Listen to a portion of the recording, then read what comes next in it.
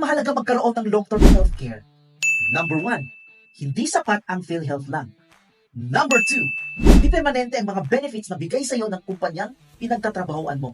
Pag nag-resign o retire ka na, hindi mo na madadala ang mga benefits provided ng company na pinagtatrabahoan mo. Number 3, hindi mo pwedeng iasa sa gobyerno ang iyong healthcare needs lalo na sa iyong pagtanda. And number 4, hindi mo pwedeng iasa at ipasa sa iyong mga anak ang lahat ng mga gastusin sa iyong healthcare needs kapag matanda ka na. Kaya, habang bata pa, may kakayahan pang kumita at eligible ka pang kumuha ng long-term healthcare, ay gawin mo na.